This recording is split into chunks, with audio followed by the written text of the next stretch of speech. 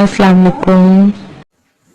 বিভিন্ন সময় নাস্তিকরা আমাদের সমালোচনা করে যে মুমিনরা 4টা পর্যন্ত বিয়ে করে, কিন্তু তারা এটা বলে না যে কোরআনে আল্লাহ কাদেরকে 4টা পর্যন্ত বিয়ে করার অনুমতি দিয়েছে আর শর্ত সাপেক্ষে এটা করা যায়। চলুন দেখি সূরা নিসার 3 নম্বর আয়াত। আল্লাহ এখানে কি বলতে চান? 4 নম্বর সূরার 3 নম্বর আয়াত, এই যে দেখেন, আর যদি তোমরা আশঙ্কা করো যে ইয়াতিমদের ব্যাপারে তোমরা ইনসাফ করতে পারবে না, তাহলে তোমরা বিয়ে করো নারীদের মধ্যে যাকে তোমাদের ভালো লাগে, তার মানে নিজের পছন্দের, 2টি 3টি অথবা 4টি। কি বলছেন আল্লাহ? যে তোমরা যাদেরকে পছন্দ করো, তার মানে এখানে আল্লাহ ব্যক্তি স্বাধীনতার কথা বলছেন, আমাদেরকে স্বাধীন ইচ্ছার মতো চলতে বলছেন। যে তোমরা যাদের তোমাদের ভালো লাগে তোমরা 2টি 3টি অথবা 4টি বিয়ে করো।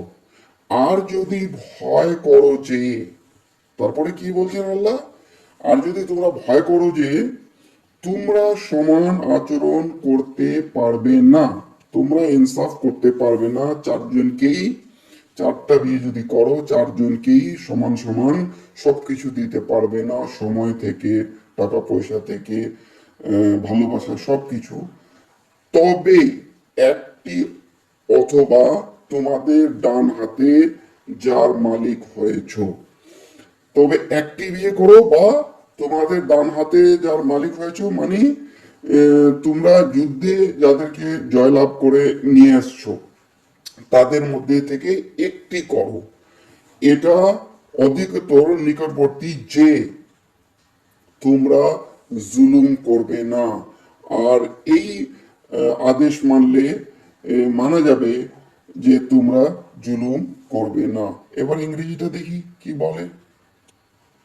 And if you fear that you will not, and if you fear that you will not deal justly with the orphan girls, then marry those that please you of other women, 2 or 3 or 4. But if you fear that you will not be just, then marry only one, those your right hand possesses, that is more suitable, that you may not include to injustice. আল্লাহ এখানে বলতে চাচ্ছেন যে তোমরা যদি 4টা 3টা বা 2টো বিয়ে করে ইনসাফ করতে না পারো, তাহলে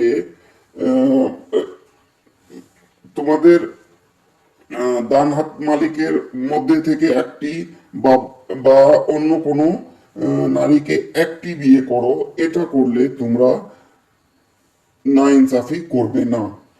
এইগুলো শর্ত সাপেক্ষে। আর আরেকটা আয়াতে আল্লাহ বলছেন, ওই আয়াতে কিন্তু আল্লাহ বলে দিচ্ছেন যে তোমরা ইনসাফ করতে পারবে না। তার মানে আল্লাহ এটাও বলছেন যে তোমরা ইনসাফ করতে পারবে। তার মানে কি হচ্ছে যে আল্লাহ নিজেই বলে দিচ্ছেন যে তোমরা একটা অধিকতর বিয়ে করলে তোমরা ইনসাফ করতে পারবে না।